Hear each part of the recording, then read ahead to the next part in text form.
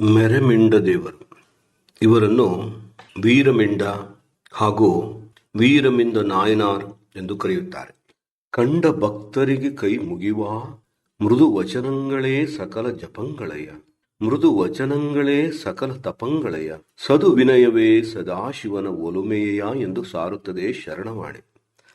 ಸದಾಶಿವನ ಒಲುಮೆಯನ್ನು ಸಂಪಾದಿಸಲು ಇದಕ್ಕಿಂತ ಸುಲಭವಾದ ಮಾರ್ಗವನ್ನು ಮತ್ತಾರು ತಿಳಿಸಬಲ್ಲರು? ಶಿವನ ಒಲುಮೆಯನ್ನು ಪಡೆದ ಮೇಲೂ ಶಿವಭಕ್ತರನ್ನು ಕಂಡಾಗ ಕೈ ಮುಗಿಯಲೇಬೇಕು. ಏಕೆಂದರೆ ಶಿವನಿಗಿಂತಲೂ ಶಿವಭಕ್ತರೇ ಶ್ರೇಷ್ಠರು. ಹಾಗೆ ಮಾಡದೆ ಶಿವಭಕ್ತರ ಬಗ್ಗೆ ನಿರ್ಲಕ್ಷ್ಯ ತೋರಿದರೆ ಬೇಕಾದಷ್ಟು ಶಿವನೊಲುಮೆ ಪಡೆದವನೂ ಕೂಡ ತೊಂದರೆಗೆ ಈಡಾಗಬೇಕಾಗುತ್ತದೆ. ಒಂದು ವೇಳೆ ಶಿವನು ಅಂಥವನ ಪಕ್ಷ ವಹಿಸಿದರೆ ಅವನೂ ಕೂಡ ಭಕ್ತನ ಆವೇಶ ಆಕ್ರೋಶಗಳಿಗೆ ಒಳಗಾಗಬೇಕಾಗುತ್ತದೆ. ಆದುದರಿಂದ ಶಿವಭಕ್ತರಿಗೆ ಒಮ್ಮೊಮ್ಮೆ ಶಿವನೂ ಹೆದರುತ್ತಾನೆ. ಎಂತಲೇ ಭಕ್ತರ ಮನೆಯ ಅಂಗಣವ ಕಸಗೂಡಿಸಲು ಶಿವನು ಸಿದ್ಧನೆಂದು ಜಗತ್ಪ್ರಸಿದ್ಧವಾಗಿದೆ. ಇವೆಲ್ಲ ಮಾತುಗಳಿಗೆ ಸೂತ್ರದಂತಿದೆ ಮೆರೆಮಿಂಡ ದೇವನ ದಿವ್ಯ ಜೀವನ ಚರಿತ್ರೆ. ಮಲೆಯ ದೇಶದ ಶಂಗುನ್ನೂರು ಮೆರೆಮಿಂಡ ದೇವನ ಹುಟ್ಟೂರು. ಒಕ್ಕಲತನವೇ ಅವನ ಉದ್ಯೋಗ. ಆದರೆ ಮೊದಲಿನಿಂದಲೂ ಅವನಿಗೆ ಶಿವಪೂಜೆ ಮಾಡುವುದರಲ್ಲಿ ಹೆಚ್ಚು ಆಸಕ್ತಿ. ಉಳಿದವರೆಲ್ಲ ಒಕ್ಕಲತನದಲ್ಲಿ ಮಗ್ನರಾಗಿದ್ದಾಗ ಇವನು ಮಾತ್ರ ಶಿವಪೂಜೆಯಲ್ಲಿ ಲೀನನಾಗಿರುತ್ತಿದ್ದ. ತನ್ನ ದೇಶದ ಬೇರೆ ಬೇರೆ ಕ್ಷೇತ್ರಗಳ ಮಹಿಮೆಯನ್ನು ಓದಿ ಕೇಳಿ ತಿಳಿದುಕೊಂಡ ಮೆರೆಮಿಂಡ ದೇವನಿಗೆ ಅವುಗಳು ಎಲ್ಲವನ್ನು ನೋಡಿ ಅಲ್ಲಿಯ ಶಿವಲಿಂಗಗಳ ದರ್ಶನ ಪಡೆದು ಪುಣ್ಯ ಭಾಗಿಯಾಗಬೇಕೆಂಬ ಗೀಳು ಹಿಡಿಯಿತು. ಕಾಲು ನಡಿಗೆಯಿಂದಲೇ ಹೋಗಿ ಅನೇಕ ಕ್ಷೇತ್ರಗಳನ್ನು ಕಂಡು ಶಿವಲಿಂಗ ದರ್ಶನವನ್ನು ಮಾಡಿಕೊಂಡು ಬಂದ. ಪ್ರಪಂಚದ ಕಡೆ ಲಕ್ಷ್ಯವೇ ಇಲ್ಲದ ಇವನು ಈ ರೀತಿಯಾಗಿ ಊರೂರು ತಿರುಗುವುದು ಇವನ ಬಂಧುಗಳಿಗೆ ಹಿಡಿಸಲಿಲ್ಲ. ಆಸ್ತಿ ಪಾಸ್ತಿಗಳನ್ನು ಪಾಲು ಮಾಡಿ ಅವನ ಭಾಗವನ್ನು ಅವನಿಗೆ ಕೊಟ್ಟು ಬಿಟ್ಟರು. ರೋಗಿ ಬಯಸಿದ್ದು ಹಾಲು ಅನ್ನ, ವೈದ್ಯ ಹೇಳಿದ್ದು ಹಾಲು ಅನ್ನವೇ ಆದಂತಾಯಿತು ಮೆರೆಮಿಂಡ ದೇವನಿಗೆ. ತನ್ನ ಆಸ್ತಿಯಿಂದ ಬಂದ ಉತ್ಪನ್ನ ಎಲ್ಲವನ್ನೂ ಶಿವಪೂಜೆಗಾಗಿ, ಶಿವಲಿಂಗ ದರ್ಶನಕ್ಕಾಗಿ ಮತ್ತು ಶಿವಭಕ್ತರಿಗಾಗಿ ವ್ಯಯ ಮಾಡತೊಡಗಿದ. ಇದ್ದ ಆಸ್ತಿ ಕಳೆಯುತ್ತಾ ನಡೆದಂತೆ ಶಿವಭಕ್ತಿ ನಳನಳಿಸಿ ಕಳೆಯೇರತೊಡಗಿತು. ಅಪ್ರತಿಮ ಶಿವಭಕ್ತನಾದ ಮೆರೆಮಿಂಡ ದೇವನು ಶಿವನನ್ನಲ್ಲದೆ ಬೇರಾರನ್ನೂ ಸ್ಮರಿಸುತ್ತಿರಲಿಲ್ಲ. ಶಿವನನ್ನು ಬಿಟ್ಟು ಬೇರಾರನ್ನು ಅವನು ಅರಿಯನು. ಹೀಗೆಯೇ ದಿನಗಳು ಕಳೆಯುತ್ತಿರಲು ಭವದ ಪಾಶ ಹರಿದು ಹೋದಂತೆ ಇದ್ದು ಬಿದ್ದ ಆಸ್ತಿಯೆಲ್ಲವೂ ಕರಗಿ ಹೋಯಿತು.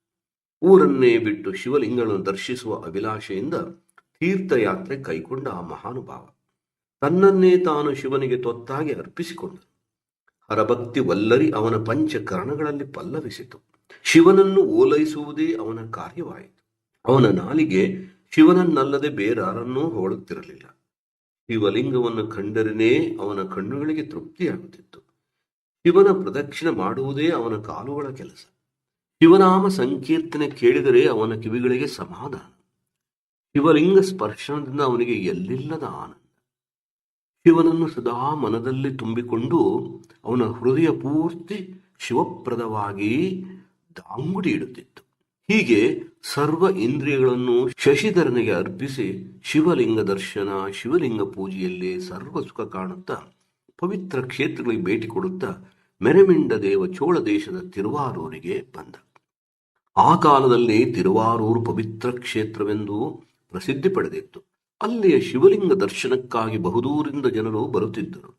ಮೆರೆಮಿಂಡ ದೇವನಿಗೆ ಆ ಕ್ಷೇತ್ರವನ್ನು ಕಂಡು ಅತ್ಯಾನಂದವಾಯಿತು. ಅದೇ ಊರಿನಲ್ಲಿ ಇದ್ದುಕೊಂಡು ನಿತ್ಯವೂ ಶಿವಲಿಂಗ ಪೂಜೆ ಮಾಡಬೇಕೆಂಬ ಮನಸ್ಸಾಯಿತು. ದಿನಾಲು ಮುಂಜಾನೆ ಶಿವಮಂದಿರಕ್ಕೆ ಬಂದು ಶಿವಲಿಂಗಕ್ಕೆ ಅಭಿಷೇಕ ಮಾಡಿ ಹೂ, ಶ್ರೀಗಂಧ, ಅಕ್ಷತೆ ಮುಂತಾದ ವಸ್ತುಗಳಿಂದ ಪೂಜಿಸಿ ಆರತಿ ಎತ್ತಿ ಮಾಡಿದ ಪೂಜೆಯನ್ನು ಮತ್ತೆ ಮತ್ತೆ ನೋಡಿ ಶಿವಲಿಂಗವನ್ನು ಬಿಗಿಯಾಗಿ ಅಪ್ಪಿಕೊಂಡು ಪರಮಾನಂದ ರಸದಲ್ಲಿ ಮುಳುಗೇಳುತ್ತಿದ್ದ.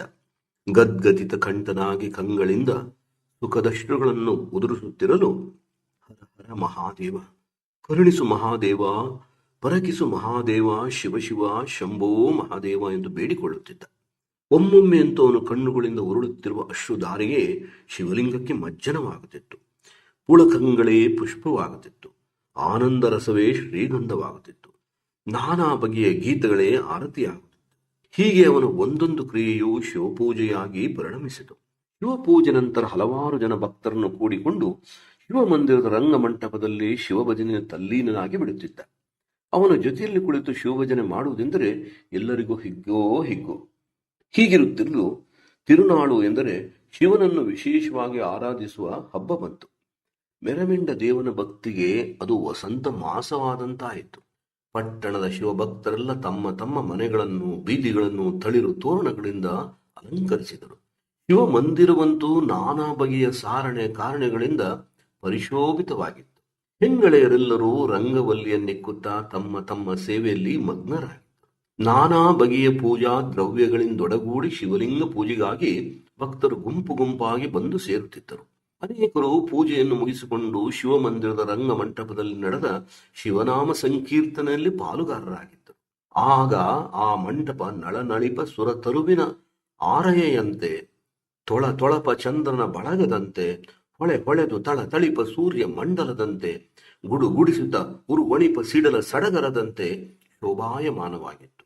ಆ ಮಹಾಂಗಣಗಳ ಮಧ್ಯದಲ್ಲಿ ತಾನೂ ಶಿವಲಿಂಗ ಪೂಜೆಯನ್ನು ಮನಮುಟ್ಟಿ ಮಾಡಿ ಭಸ್ಮಾಂಗ ವಿಭೂಷಿತನಾಗಿ ನಕ್ಷತ್ರಗಳ ಮಧ್ಯೆ ಹೊಳೆಯುವ ಚಂದ್ರನಂತೆ ಮೆರಮಿಂಡ ದೇವನು ಶಿವಭಜನೆಯಲ್ಲಿ ತಲ್ಲೀನನಾಗಿದ್ದ. ಭಕ್ತಿರಸ ಗಂಗೆಯಲ್ಲಿ ಎಲ್ಲರೂ ಮುಳುಗಿ ಏಳುತ್ತಿದ್ದರು.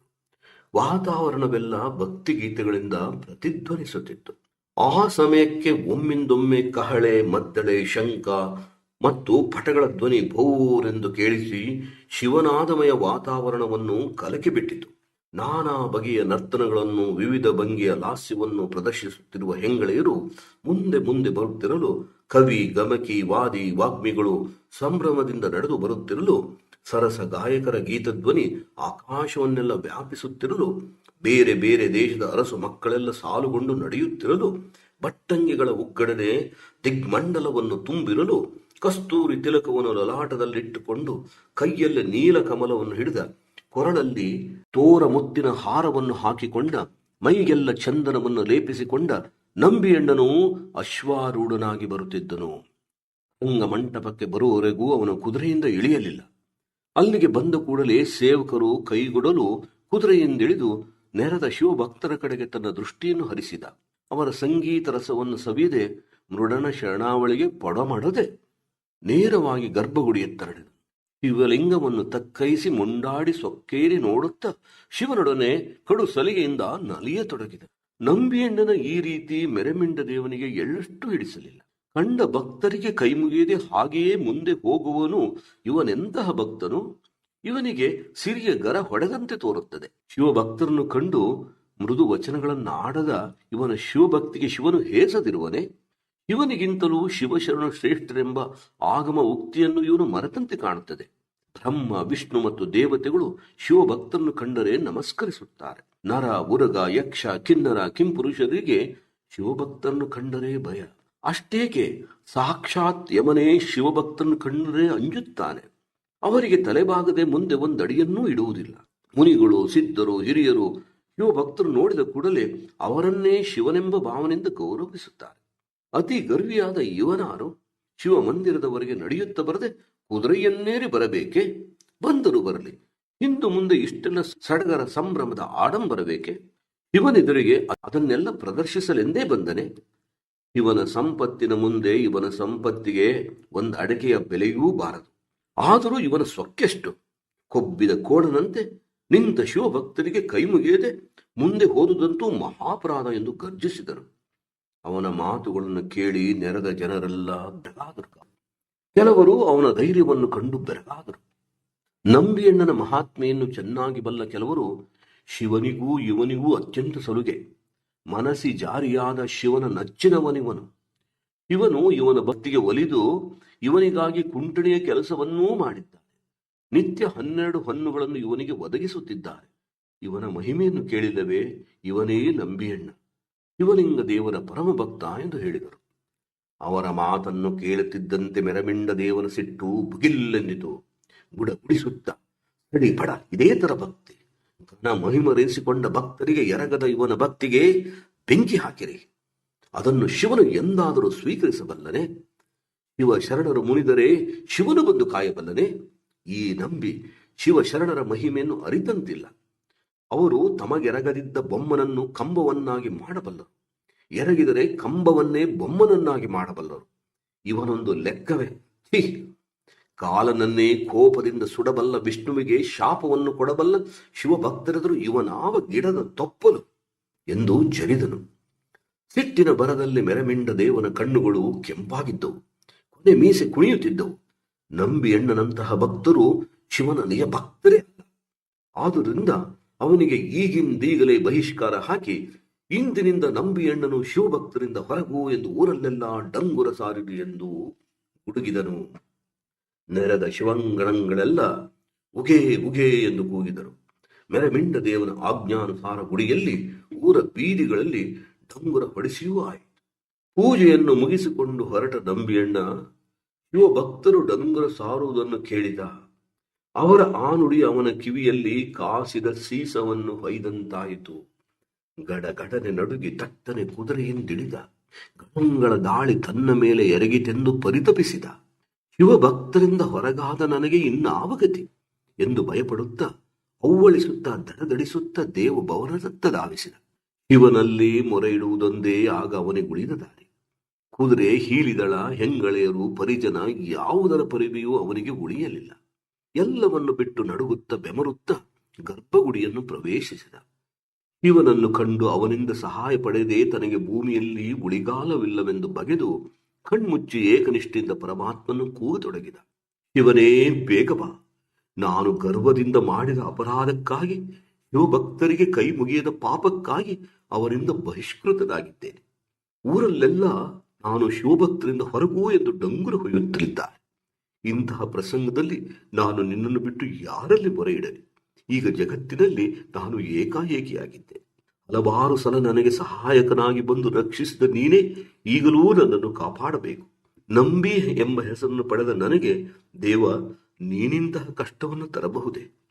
ಈ ಶಿವಭಕ್ತರ ಮುನಿಸು ಹೊಸ ಪರಿಯದು. ಅವರ ಕೋಪವನ್ನು ಸಮಾಧಾನ ಪಡಿಸುವುದು ನನ್ನಿಂದ ಆಗದ ಕೆಲಸ.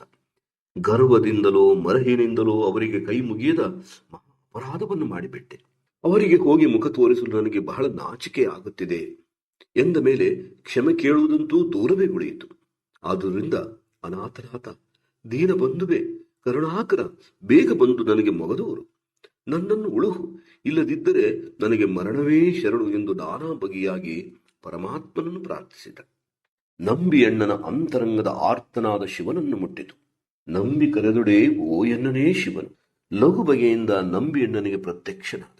ಶಿವನೇ, ತಂದೆಯೇ, ಇಷ್ಟು ಹೊತ್ತೇಕೆ ತಡ ಮಾಡಿದೆ? ಈಗಲಾದರೂ ಬಂದೆಯಲ್ಲ, ಈಗ ನನಗೆ ಜೀವ ಬಂದಂತಾಯಿತು ಎಂದು ದೊಪ್ಪನೆ ಅವನ ಪಾದಗಳ ಮೇಲೆ ಕೆಡದ.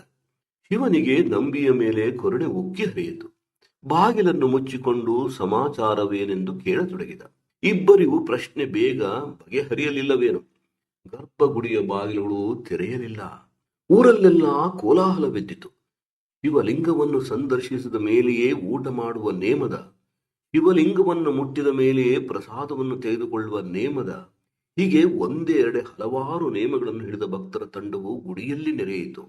ಬಾಗಿಲು ಮಾತ್ರ ತೆರೆಯಲಿಲ್ಲ.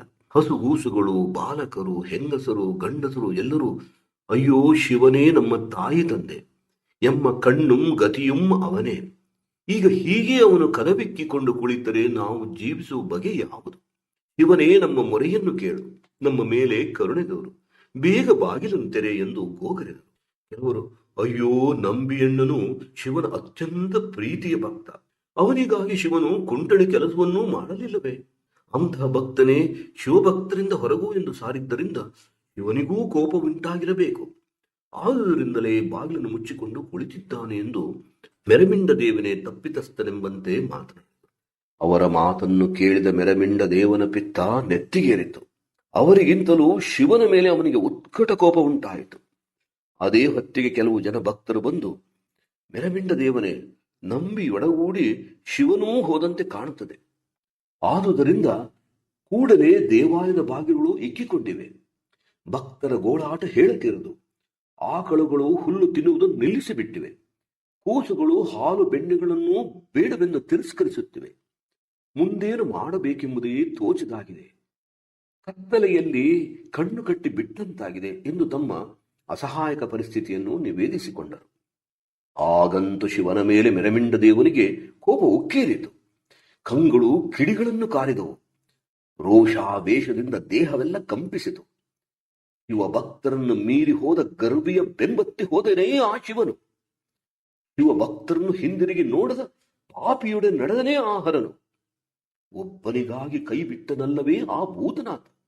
ಆಗಲಿ ಅವನಿಗೂ ಸೊಕ್ಕು ಬಂದಂತೆ ಕಾಣುತ್ತಿದೆ.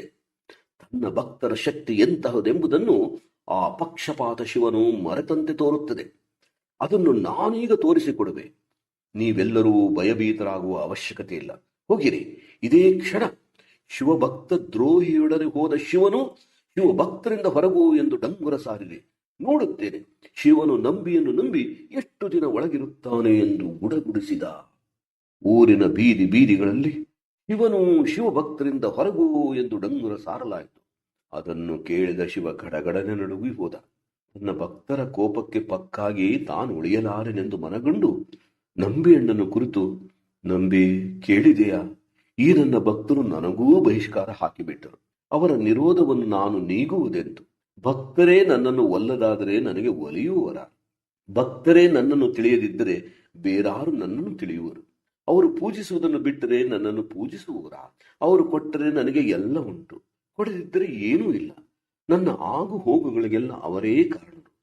ಇವರಿಗಿಂತಲೂ ಶಿವಭಕ್ತರೇ ಶ್ರೇಷ್ಠರೆಂಬುದನ್ನು ನೀನು ತಿಳಿದಿಲ್ಲವೇ? ಇದೆಂತಹ ಗತಿ ಬಂತು ನನಗೆ. ಮುಂದೇನು ಮಾಡಬೇಕೆಂಬುದೇ ನನಗೆ ತಿಳಿಯದಾಗಿದೆ ಎಂದು ಭಯಭೀತನಾದಂತೆ ನಟಿಸಿದನು. ಇವನ ಮಾತುಗಳನ್ನು ಕೇಳಿ ನಂಬಿಯಣ್ಣನ ಕೈಕಾಲೇ ನಡುಗಿ ಹೋದು. ಇವನನ್ನೂ ಕೂಡ ಕೇಳಿದ ಹಾಗೆ ಕುಣಿಸಲು ಸಮರ್ಥರಾದ ಶಿವಭಕ್ತರನ್ನು ಕಡೆಗಣಿಸಿ ನಾನೆಂತಹ ಘೋರ ಅಪರಾಧ ಮಾಡಿಬಿಟ್ಟೆ. ನನ್ನ ಶಿವನನ್ನೂ ಪೇಚಿನಲ್ಲಿ ಸಿಲುಕಿಸಿಬಿಟ್ಟೆನಲ್ಲ. ಈಗ ಅವನಿಗಾದರೂ ಇತ್ತ ದರಿ ಅತ್ತ ಪುಲಿ ಎಂಬಂತಾಗಿದೆ ಎಂದು ಚಿಂತಿಸಿ, ಶಿವನೇ, ನಿನಗೂ ಇಂಥ ಅವಸ್ಥೆಯನ್ನು ತಂದೆನಲ್ಲ. ನಿನಗಿಂತಲೂ ನಿನ್ನ ಭಕ್ತರು ಗನರೆಂಬುದು ನನಗೆ ತಿಳಿದಿರಲಿಲ್ಲ. ನೀನೇ ಈ ಪ್ರಸಂಗದಿಂದಾಗಿ ಒಮ್ಮಳಿಸುತ್ತಿರುವಾಗ ನನ್ನ ಪಾಡೆ. ನಿಜವಾಗಿಯೂ ಶಿವಭಕ್ತರು ನನ್ನನ್ನು ಕೊಂದರು. ಮಹಾಪರಾಧಿಯಾದ ನನಗೆ ಇಂತಾಗಲೇಬೇಕಿತ್ತು. ಇಲ್ಲ, ಭಕ್ತರು ನನ್ನನ್ನು ಕೊಂದವರಲ್ಲ. ನನ್ನ ಮದವೇ ನನ್ನನ್ನು ಕೊಲ್ಲುತ್ತಿದೆ. ನಾನೇ ನನ್ನ ಈ ದುರ್ಗತಿಗೆ ಕಾರಣ. ಶಿವನಿಗೂ ಇಂತಹ ಕಷ್ಟ ಬರುವಂತಾಗಲು ನಾನೇ ಕಾರಣ ಎಂದು ಒಂದೇ ಸಮನೆ ಪಶ್ಚಾತ್ತಾಪದಿಂದ ಪ್ರಲಾಪಿಸತೊಡಗಿದ. ಹೀಗೆ ಕುದಿಗೊಂಡು ಕಣ್ಣೀರ ಕೋಡಿಯನ್ನು ಹರಿಸುತ್ತಿರುವ ನಂಬಿಯಣ್ಣನನ್ನು ಶಿವನು ಕಂಡು ಅವನ ಗರ್ವ ಅಜ್ಞಾನಗಳೆರಡೂ ತೊಳೆದು ಹೋಗಿದೆಂದು ಮನಗಂಡು ಇನ್ನು ಹೆಚ್ಚು ಗೋಳಾಡಿಸುವುದು ಬೇಡವೆಂದು ನಿಶ್ಚಯಿಸಿ ಮನಸ್ಸಿನಲ್ಲಿಯೇ ನಗುತ್ತ ಕರುಣೆಯನ್ನು ತಾಳಿ, ಮಗನೇ, ಮನಸ್ಸಲ್ಲಿ ನೀನಿಂತು ಶಂಕಿಸದಿರು, ಅಂಜದಿರು, ಮರುಗದಿರು. ನೀನು ಮಾಡಿದು ತಪ್ಪೆಂದು ನಿನ್ನ ಮನಸ್ಸಿಗೆ ಹೊಳೆಯಿತಲ್ಲ, ಅದಕ್ಕಾಗಿ ಪಶ್ಚಾತ್ತಾಪ ಪಡುತ್ತಿರುವೆಯಲ್ಲ, ಅಷ್ಟೇ ಸಾಕು. ಅಹಂಭಾವದ ಕತ್ತಲೆ ಎಳೆದು ಇದೀಗ ನಿನ್ನ ಮನಸ್ಸನ್ನು ಜ್ಞಾನ ಸೂರ್ಯನು ಬೆಳಗುತ್ತಿದ್ದ. ಅದರಿಂದ ಅದು ಪವಿತ್ರವಾಗಿದೆ. ನಿರ್ಮಲ ಮನದ ಪ್ರಾರ್ಥನೆ ಎಂತಹ ಕಲ್ಲೆದೆಯವರನ್ನೂ ಕರಗಿಸುತ್ತದೆ. ನನ್ನ ಭಕ್ತರ ಹೃದಯವಂತೂ ಹೂವಿಗಿಂತ ಕೋಮಲ. ಶರಣು ಎಂದರೆ ಸಾಕು ಸಲಹುತ್ತಾರೆ, ಬೇಡಿದರನ್ನು ಕೊಡುತ್ತಾರೆ, ತಮ್ಮನ್ನೇ ತಾವು ಅರ್ಪಿಸಿ ಬಿಡುತ್ತಾರೆ. ಅವರು ಒಲಿದರೆ ಪರಿಹಾರವಾಗದ ಸಂಕಟವೇ ಜಗತ್ತಿನಲ್ಲಿ ಇಲ್ಲ. ಆದುದರಿಂದ ಅವರಿಗೆ ಸಂಪೂರ್ಣ ಶರಣಾಗತ ನಾವು. ಅವರ ನಾಮ ಸಂಕೀರ್ತನೆಯನ್ನು ಭಕ್ತಿ ಭರಿತ ಹೃದಯದಿಂದ ಮಾಡು. ಅವರ ಮಹಿಮೆಗಳನ್ನು ಮನದುಂಬಿಕೊಂಡಾಡು. ನಿನಗೆ ನಾನು ದಯಪಾಲಿಸಿರುವ ಕಾವ್ಯ ಪ್ರತಿಭೆಯಲ್ಲ ಅವರ ಹೊಗಳಿಕೆಗಾಗಿ ಸೂರೆಯಾಗಲಿ. ಕೊಲ್ಲಲು ಸಿದ್ಧವಾದ ಕೈಯೇ ಕಾಯಲೂ ಸಮರ್ಥವಾಗಿದೆ ಎಂಬುದನ್ನು ಮರೆಯಬೇಡ. ಹಾಡು, ಮನದುಂಬಿ ಎದೆದುಂಬಿ ಭಾವಾವೇಶನಾಗಿ ಹಾಡು ಎಂದು ಸೂಚಿಸಿದನು. ನಂಬಿ ಅಣ್ಣನ ಮನಕ್ಕೆ ಒಂದು ಬಗೆಯ ನೆಮ್ಮದಿ ಉಂಟಾಯಿತು. ಆದರೆ ಮತ್ತೊಂದು ಪ್ರಶ್ನೆ ಅವನನ್ನು ಬಾಧಿಸಿತು. ಶಿವಭಕ್ತರ ಮಹಿಮೆಯನ್ನು ತಿಳಿದಿದ್ದರಲ್ಲವೇ ಹಾಡುವುದು, ಹೊಗಳುವುದು? ಅದೇನೋ ತನಗೆ ತಿಳಿಯದಲ್ಲ. ಆದರೇನು? ಭಕ್ತರ ಕಲ್ಪ ತರುವಾದ ಶಿವನೇ ನನ್ನೆದುರಿಗಿರುವಾಗ ಚಿಂತಿಸುವುದೇಕೆ ಎಂದು ಹೊಳೆದು, ಶಿವನೇ, ನಾನಾರನರಿವೆ. ಘನ ಮಹಿಮನಾದ ಹಿರಿಯ ಶಿವಭಕ್ತರನ್ನು ನಾನು ಅರಿದು ಬಲ್ಲೆನೆ. ಬಲ್ಲವನಾಗಿದ್ದರೆ ನನಗೇಕೆ ಈ ಅವಸ್ಥೆಯಾಗುತ್ತಿತ್ತು? ನಾನೇಕೆ ಇಂಥ ದಾವತಿಗೆ ಒಳಗಾಗುತ್ತಿದ್ದೆ? ಆದುದರಿಂದ ನನ್ನ ಮೇಲೆ ಕರುಣೆದವರು. ಅವರ ಮಹಿಮೆಗಳೆಲ್ಲವೂ ನನಗೆ ಪ್ರಕಾಶಿತವಾಗುವಂತೆ ಮಾಡು. ಕಾವ್ಯ ರಸಬುಗ್ಗೆ ನನ್ನ ಅಂತರಂಗದಿಂದ ಚಿಮ್ಮುವಂತೆ ಕರುಣಿಸು ಎಂದು ದೀನನಾಗಿ ಪ್ರಾರ್ಥಿಸುತ್ತಾ ಶಿವನ ಪಾದ ಕಮಲಗಳನ್ನು ಹಿಡಿದನು. ಹಾಗೆಯೇ ಕಣ್ಮುಚ್ಚಿ ಸ್ವಲ್ಪ ಹೊತ್ತು ಹೊರಗಿಕೊಂಡನು. ಕರುಣಾಳು ಶಿವನು ಅವನ ಸ್ಥಿತಿಯನ್ನು ಕಂಡು ಮರುಗಿ ಮೈಮೇಲೆ ಕೈಯಾಡಿಸುತ್ತಿದ್ದಂತೆ ತಿರುನೀಲಕಂಠ, ಹೆಪ್ಪಗಿಯಾಂಡ, ಇಳೆಯಾಂಡ ಗುಡಿಮಾರ, ಅಮರನೀತಿ, ಮಾನಕಂಜರ, ಅರಿವಾಳ್ತಂಡ, ರುದ್ರಪಶುಪತಿ, ಒಲಗಾಂಡಮೂರ್ತಿ ಇತ್ಯಾದಿ 63 ಪುರಾತನ ಮಹಿಮೆ ಮಹಾತ್ಮೆಗಳು ನಂಬಿಯಣ್ಣನಿಗೆ ಪ್ರಕಾಶಿತವಾದವು. ಅವರ ವಿಷಯಕವಾದ ಭಕ್ತಿ ಅವನ ನಾಡಿಗಳಲ್ಲಿ ಅನುರಣಿಸಿತು. ಹೃದಯ ತುಂಬಿ ಬಂದು ಹಾಡಿನ ಹೊನಲು ಓತಪ್ರೋತವಾಗಿ ಹೊರಹೊಮ್ಮತೊಡಗಿತು. ಹಾಡುತ್ತಿದ್ದಂತೆ ಎದ್ದು ನಿಂತ ಭಕ್ತಿ ರಸ ಪರಿಪೂರ್ಣ ಗೇಯಗಳ ಮಾಧುರ್ಯ ಗರ್ಭಗುಡಿಯಲ್ಲಿ ಪ್ರತಿಧ್ವನಿಸಿತು. ಸಂಗೀತ ಸಾಹಿತ್ಯಗಳ ವಿದ್ಯುತ್ ಆಲಿಂಗನದಿಂದ ಭಕ್ತಿರಸ ವಾಹಿನಿಯಾಗಿ ಹಾಡುಗಳು ನಂಬಿಯಣ್ಣನ ಕಲಕಂಠದಿಂದ ಉಕ್ಕುತ್ತಿರುವಂತೆ ಗುಡಿಯ ಬಾಗಿಲು ತಮ್ಮಿಂದ ತಾವೇ ತೆರೆದವು. ಮುಂದೆ ನಂಬಿ, ಹಿಂದೆ ಶಿವ. ಆ ದೃಶ್ಯವನ್ನು ಕಂಡ ಪುರಜನರ ಮೈಯೆಲ್ಲ ಜುಮ್ಮೆಂದಿತು. ನಂಬಿಯಣ್ಣನ ಕಂಠದಲ್ಲಿದ್ದ ಮಾಧುರ್ಯಕ್ಕೆ ಅಂದು ಉಕ್ಕಿ ಬಂದಿತ್ತು. ಸೂತ್ರದ ಬೊಂಬೆಗಳಂತೆ ಎಲ್ಲರೂ ಅವನತ್ತ ಹೊರಳಿದರು. ಯಾವುದೋ ಒಂದು ಅಗಾಧ ಶಕ್ತಿಗೆ ಒಳಗಾದವರಂತೆ ಕಣ್ಣನ್ನೂ ಕೂಡ ಪಿಳುಕಿಸದೆ ನಂಬಿಯನ್ನು ದಿಟ್ಟಿಸ ಹತ್ತಿದರು.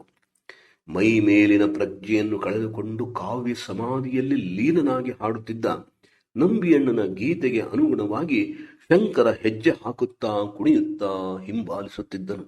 ಮೆರೆಮಿಂಡ ದೇವನಿಗೆ ಅಚ್ಚರಿಯೇ ಅಚ್ಚರಿ. ಹಿಂದೆ ಭಕ್ತರನ್ನು ಕಂಡರೂ ಕೈ ಮುಗಿಯದೆ ಹಮ್ಮು ಬಿಮ್ಮುಗಳನ್ನು ಮೆರೆದ ನಂಬಿಯಣ್ಣನೇ ಇವನೇನು ಎಂಬ ಸಂಶಯ ಉಂಟಾಯಿತು. ಕಾಳಿಕೆ ಕಳೆದ ಚಿನ್ನದಂತೆ ಮಿರಮರನೆ ಹೊಳೆಯುತ್ತಿದ್ದ ಅವನ ದೇಹ ಕಾಂತಿ, ಮುಖಮಂಡಲದಲ್ಲಿ ಲಾಸ್ಯವಾಡುತ್ತಿದ್ದ ಆ ಪೂರ್ಣ ಶಿವಕಳೆ, ಹಿಂದೆ ಹಿಂದೆ ಕುಣಿಯುತ್ತಾ ಬರುತ್ತಿದ್ದ ಆ ಶಿವಮೂರ್ತಿ, ಎಲ್ಲಕ್ಕಿಂತ ಹೆಚ್ಚಾಗಿ ಅವನ ಬಾಯಿಂದ ಹೊರಸೂಸಿ ಬರುತ್ತಿರುವ ಆ ಶಿವಗೀತಾ ಧಾರೆ ಮೆರೆಮಿಂಡ ದೇವನ ಮನದ ಮುನಿಸನ್ನು ಸಂಪೂರ್ಣವಾಗಿ ತೊಳೆದು ಬಿಟ್ಟವು. ಕೋಪ ರಸವನ್ನು ಹಿಂದಿಕ್ಕಿ ಪ್ರೇಮರಸವು ಮುಂದಡಿ ಇಟ್ಟಿತು. ಆನಂದ ಆಶ್ಚರ್ಯಗಳ ಕಲಸು ಮೇಲೋಗರವಾಯಿತು ಮೆರೆಮಿಂಡ ದೇವನ ಮನಸ್ಸು. ಈ ನಂಬಿ ಇನಿತು ಒಳ್ಳೆಯವನೇ, ತನ್ನ ಕಾವ್ಯ ರಸಧಾರೆಯಿಂದ ಮುನಿದವರ ಕೋಪ ತಾಪಗಳನ್ನು ತೊಳೆಯಬಲ್ಲ ರಸಋಷಿಯೇ, ಇಷ್ಟೊಂದು ಶಿವಭಕ್ತರ ಹಿರಿಮೆ ಗರಿಮೆಗಳ ಕಥೆಯನ್ನು ಭಕ್ತಿ ರಸದಲ್ಲದ್ದಿ ಬರೆಯಬಲ್ಲ ಮಹಾಕವಿಯೇ ಇವನು. ಅಯ್ಯೋ, ಇಂಥ ಅಪ್ರತಿಮ ಭಕ್ತನನ್ನು ಸಾರಾಸಾರ ವಿಚಾರ ಮಾಡದೆ ದುಡುಕಿನಿಂದ ಭಂಗಿಸಿದೆನಲ್ಲ. ಶಿವಭಕ್ತರಿಂದ ಹೊರಗೂ ಎಂದು ಇವನಿಗೂ ಬಹಿಷ್ಕಾರ ಹಾಕಿದೆನಲ್ಲ. ಅವನೊಡಗೂಡಿ ಹೋದ ನನ್ನ ಸ್ವಾಮಿಯನ್ನು ಧಿಕ್ಕರಿಸಿ ನುಡಿದುದೂ ಅಲ್ಲದೆ ಅವನೂ ನಮ್ಮಿಂದ ಹೊರಗೂ ಎಂದು ಡಂಗರ ಹೊಯಿಸಿದೆನಲ್ಲ. ಕೋಪ ನನ್ನನ್ನು ಕುರುಡು ಮಾಡಿಬಿಟ್ಟಿತು. ದುಡುಕು ನನ್ನನ್ನು ಶಿವನಿಂದ ದೂರ ಮಾಡಿಬಿಟ್ಟಿತು. ನಂಬಿಯಣ್ಣ ಅಂತಹ ಭಕ್ತನಲ್ಲದಿದ್ದರೆ ಶಿವನು ಅವನ ಬೆಂಬತ್ತಿ ಹೋಗುತ್ತಿದ್ದಾನೆ, ಅವನಿಗೆ ಕುಂಟಣಿಯಾಗುತ್ತಿದ್ದಾನೆ. ಈಗ ಅವನು ಕರೆದ ಕೂಡಲೇ ಓಡಿ ಬರುತ್ತಿದ್ದಾನೆ. ಇಲ್ಲ ಇಲ್ಲ, ನಂಬಿಯಣ್ಣ ನಿಜವಾಗಿಯೂ ಶಿವನಲ್ಲಿ ನಂಬಿಕೆಯನ್ನು ಇಟ್ಟವನೇ ಆಗಿದ್ದಾನೆ ಎಂತಲೇ ಅವನಿಗೆ ನಂಬಿ ಎಂಬ ಹೆಸರು ಸಾರ್ಥಕವಾಗಿದೆ. ನನ್ನ ಕಡೆಯವರೇ ಕೆಲವರು ನಂಬಿಯಣ್ಣನ ಮಹಿಮೆಗಳನ್ನು ಹೇಳಿದರೂ ನಾನು ಕಿವುಡಾದೆ. ದುಡುಕಿದ ಕೋಪದಿಂದ ಕುರುಡನಾಗಿ ಏನೇನೋ ಹುಚ್ಚನಂತೆ ಮಾಡಿಬಿಟ್ಟೆ, ಏನನ್ನೂ ಮರಳನಂತೆ ನುಡಿದು ಬಿಟ್ಟೆ. ನಾನು ಸಿಟ್ಟಿಗೆದ್ದರೂ ನಂಬಿಯಣ್ಣ ಸಿಟ್ಟಿಗೆದ್ದನೆ, ಒಂದಾದರೂ ಬಿರುನುಡಿ ಆಡಿದನೆ. ತಪ್ಪುಗಾರನಾದ ನನ್ನ ಮೇಲೆಯೇ ಕರುಣೆ ತೋರಿ ತನ್ನೊಡ ಶಿವನನ್ನೂ ಕರೆತಂದಿದ್ದಾನೆ. ಅವನಿಂದಾಗಿ ನನಗೆ ಶಿವದರ್ಶನವಾಯಿತು. ಇಂತಹ ಹಿರಿದಾದ ಹೃದಯದ ಭಕ್ತರನ್ನು ನಾನು ಎಲ್ಲಿಯೂ ಕಾಣಲಿಲ್ಲ. ನಂಬಿ ಶಿವರಿಬ್ಬರು ನನ್ನ ಕಡೆಗೇನೇ ಬರುತ್ತಿದ್ದಾರೆ. ಅವರಿಗೆ ನನ್ನ ಈ ಸುಟ್ಟ ಮುಖವನ್ನು ಹೇಗೆ ತೋರಿಸಲಿ? ಛಿ, ಇನ್ನೇಕೆ ಜೀವಿಸುವ ಆಸೆ? ನನ್ನಿಂದ ಕಿರಿಯರಾರೂ ಈ ಜಗತ್ತಿನಲ್ಲಿಲ್ಲ. ನನಗೀಗ ಮರಣವೇ ಶರಣು ಎಂದು ನಾನಾ ಬಗೆಯಾಗಿ ಹಲುಬಿ ಹಂಬಲಿಸಿ ಅಲ್ಲಿಯೇ ನಿಂತ ಅರಸ ಪರಿವಾರದವರಲ್ಲೊಬ್ಬನ ಟೊಂಕದ ಕರವಾಳವನ್ನು ಕಿತ್ತುಕೊಂಡು ತಿವಿದುಕೊಳ್ಳುತ್ತಿದ್ದಂತೆಯೇ ಮೂರ್ಛೆ ಹೋಗಿಬಿಟ್ಟ. ಮೆರೆಮಿಂಡ ದೇವನೀಗ ಮತ್ತೊಂದು ಲೋಕದ ಯಾತ್ರಿಕನಾಗಿದ್ದ. ದೇವದುಂದುಗಳು ಮೊಳಗುತ್ತಿದ್ದವು. ಹೂಮಳೆ ಅವನ ಮೇಲೆ ಸುರಿಯುತ್ತಿತ್ತು. ಸಾಕ್ಷಾತ್ ಶಿವನೇ ಅವನ ಕೈ ಹಿಡಿದುಕೊಂಡು ನಂದೀಶಾದಿಗಳ ಮುಂದೆ ಶಿವಭಕ್ತರಿಗೆ ಕೈ ಮುಗಿಯದ ಭಕ್ತನಿಗೆ ಬಹಿಷ್ಕಾರ ಹಾಕಿದ ಧೀರರುಂಟೇ ಈ ಧರೆಯೊಳಗೆ? ಅದು ಹೋಗಲಿ, ಅವನೊಡಗೂಡಿ ಹೋದ ನನಗೂ ಬಹಿಷ್ಕಾರ ಹಾಕಿದ ವೀರವ್ರತಿಗಳುಂಟೇ ಈ ತ್ರಿಲೋಕದಲ್ಲಿ? ಇವನ ಭಕ್ತಿಯೇ ಭಕ್ತಿ, ಇವನ ವೀರವ್ರತವೇ ವ್ರತ. ಇಂತಹ ಭಕ್ತರು ಅಪರೂಪ ಎಂದು ಹೊಗಳುತ್ತಿದ್ದ. ಮೆರೆಮಿಂಡ ದೇವನ ಅಂತರಂಗದಲ್ಲಿ ಭಕ್ತಿ ಚಿಲುಮೆ ಪುಟಿದೆದ್ದಿತು. ಗಟ್ಟಿಯಾಗಿ ಶಿವನನ್ನು ಅಪ್ಪಿಕೊಂಡ. ಅವನಲ್ಲಿಯೇ ಲೀನವಾದ, ಕರಗಿ ಹೋದ. ಶಿವಾಯ.